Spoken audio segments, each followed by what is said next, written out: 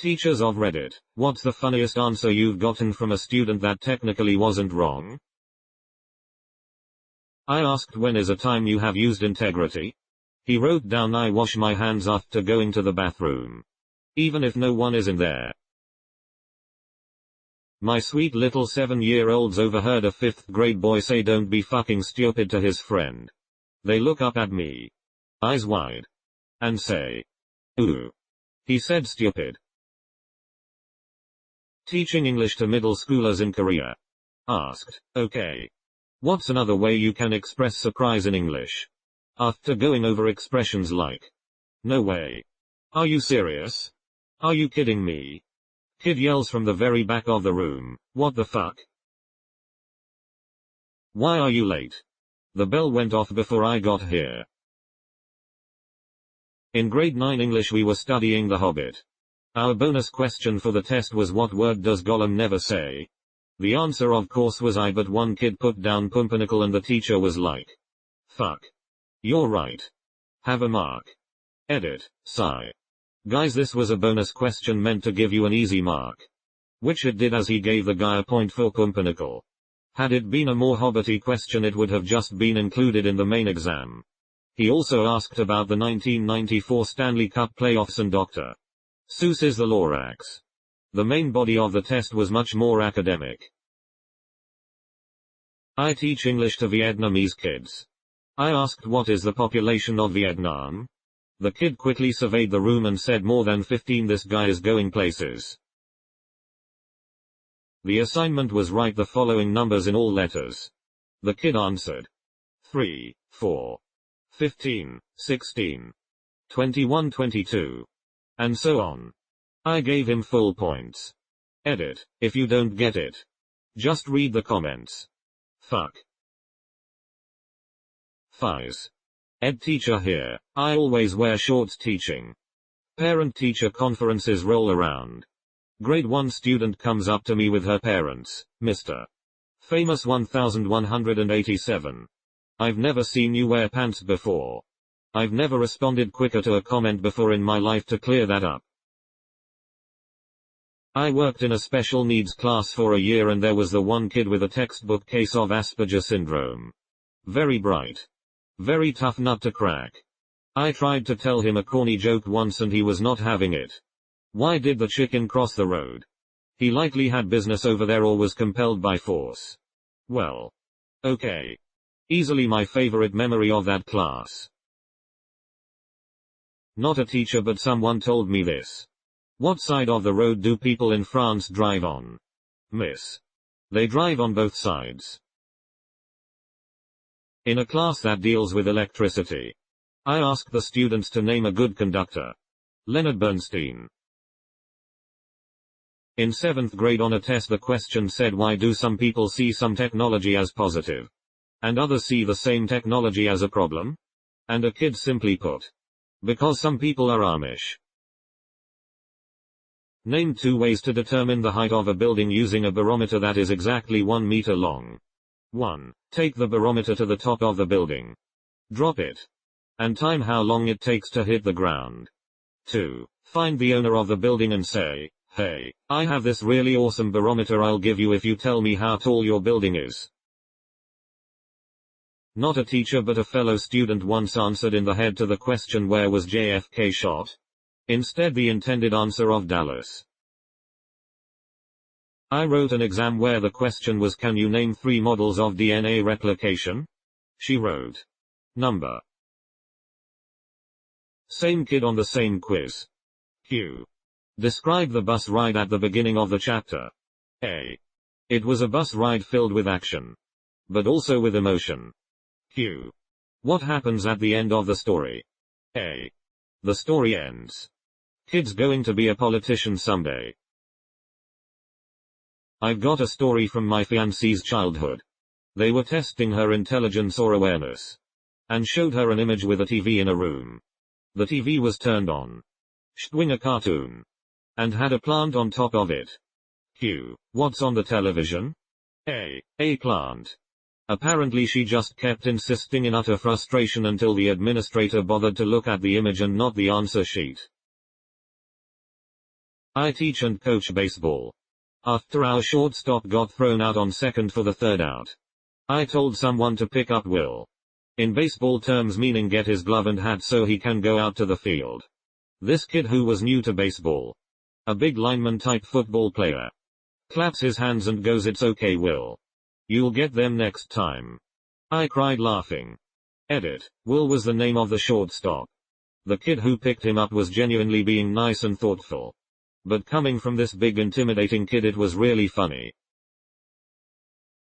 Not a teacher, but I work with kids.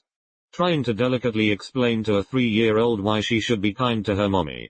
You shouldn't say those mean things to mommy when she's sick. Who looks after you when you are sick? And makes you feel better? The doctor. Dart. Well fuck. The question. A man has to get a fox, a chicken, and a sack of corn across a river. He has a rowboat. And it can only carry him and one other thing. If the fox and the chicken are left together, the fox will eat the chicken. If the chicken and the corn are left together, the chicken will eat the corn. How does the man do it?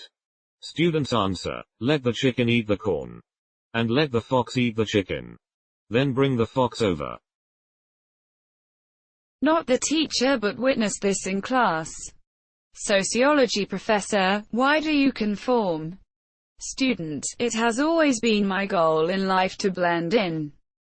Soc professor, no more questions for you. I teach forensic science. We were going to be using iodine to fume fingerprints. Iodine vapor is no joke. So I terrified the students and use only 2 volunteers with goggles and respirators at the chemical hood. But we still all go over the MSDS, PPE, and equipment. I spent maybe 5 minutes talking about everything in the chemical hood to my class of 30. Towards the end. So, someone tell me, what is a hood? A hand shoots up. Yes. Student. It's like the place where you grow up. I facepalm. The class laughs. And I'm unable to pivot his answer in the moment. He's on the autism spectrum and wasn't trying to be funny.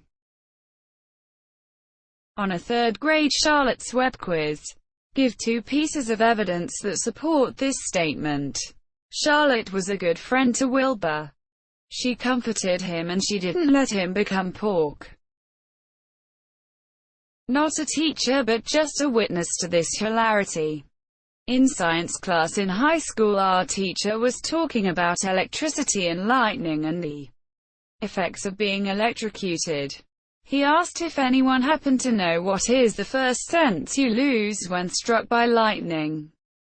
Without missing a beat, a girl put her hand up and answered in all honesty, your sense of humor. Class had to stop for a few minutes until everyone could regain their composure. Edit. Apparently, electrocution specifically refers to death by electricity, so in the future when I tell this story, I will remember to refer to it being shocked. When I used to teach anatomy. Anthony. Name this bone. Femur. Is it a left femur or a right femur? Yeah. Okay, so this story totally doesn't translate to English, but I will give it a shot anyway. In German there is this little drawing game called Das Haus vom Nikolaus, consisting of drawing the house without lifting the pen or drawing the same line twice. Well, the act of drawing something without lifting your pen is called in einem Zug zeichnen, which literally translates to drawing in a train. So yes. One kid actually drew a house in a train. Edit. Spelling. Asked what is the moral of the story, the little engine that kid answered, don't pick up hitchhikers.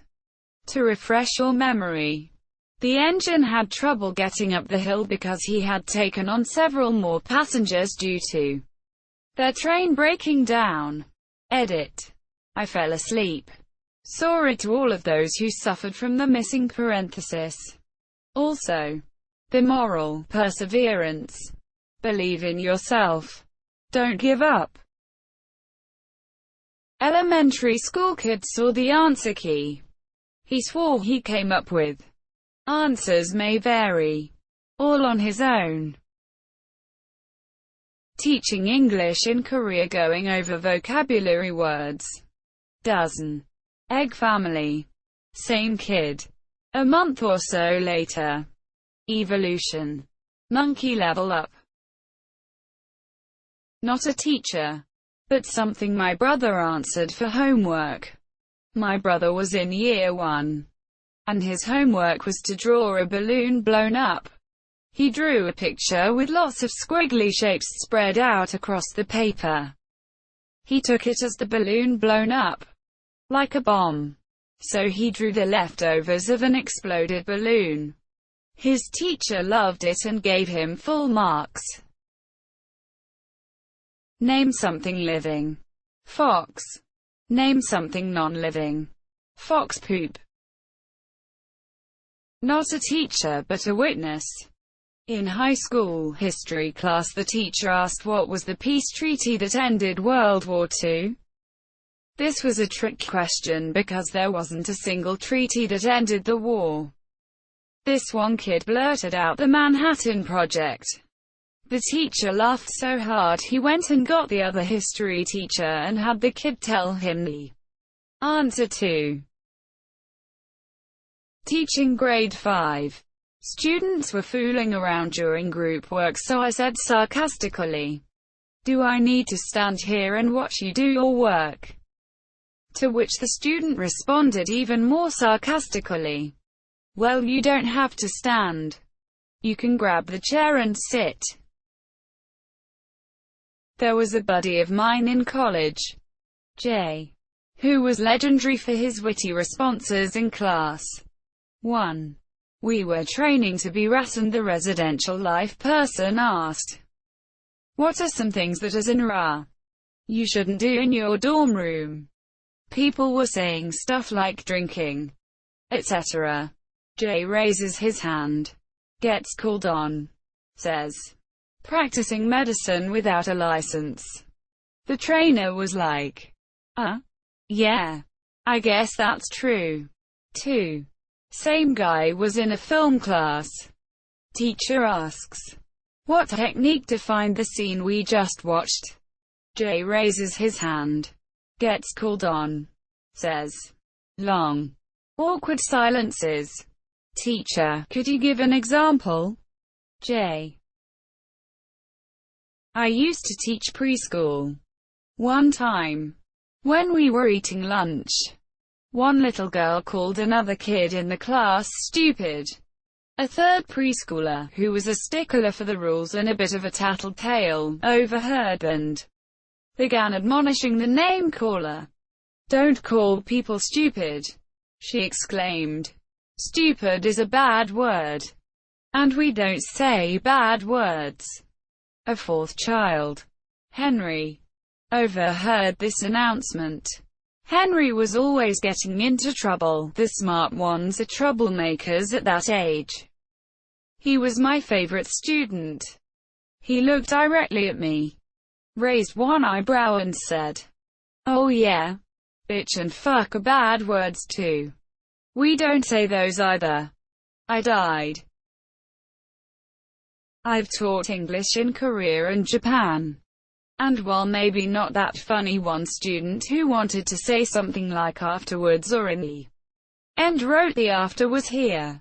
I stopped for a moment and just stared off into space after reading that. My godfather is a lobster fisherman, and all of the kids in the family would go out on the boat with him from time to time. There was a running joke with my uncle, dad and godfather. They would get a kid to bait a trap, then applaud him for being a master baiter. My cousin went back to school after summer vacation, and when the teacher asked what she did that summer, she proudly stated, "I became a master baiter." This is intentional, but I teach a foreign language, And so when I introduce the word for I don't know, I call on a student who typically gets answers wrong, and ask them to translate the word as if he should know it. When the student inevitably responds, I don't know, I tell them they're right, and the look on their face is always priceless. Not a teacher, but I remember something I did when I was in grade 2. The student teacher took us into a private room one by one for eye exams. I've never taken an eye exam before, and it wasn't really explained to me what was happening. I was just sat down and asked to read the first line of the chart, then the second, then the third. By the time it came to the fourth line, I was like, it's too small for me to read. 1 minute please. Then I got up, walked over to the board and started reading the letters. Apparently that's not how you do eye exams. http://imager.com A5GJRM. My dad used to coach basketball and was trying to get the kids into a 2-to-3 zone. He yelled out to one kid in particular who was in man-to-man, "What defense are we playing?" Kid slaps the floor and says, "Tough defense." Me, the quiz tomorrow will be on student paper. Everyone laughed and I rephrased the question. As an A'er, I gave a group of second graders a worksheet about main idea and detail. In the instructions, they were told to circle the main idea and underline the details.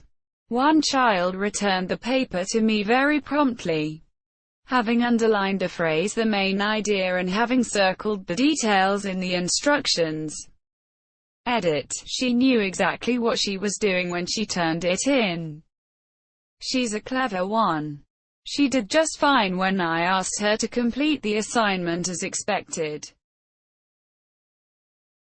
I asked my students to draw a picture of a ninja chicken on an Xmas year. One student drew nothing, and pointed out that the chicken was such an effective ninja that he was invisible. Checkmate. I can finally answer one of these. Student is reading a science magazine during a bit of downtime. Student: whoa, whoa, whoa, yo, mister. You mean to tell me pollen is like flour? Come.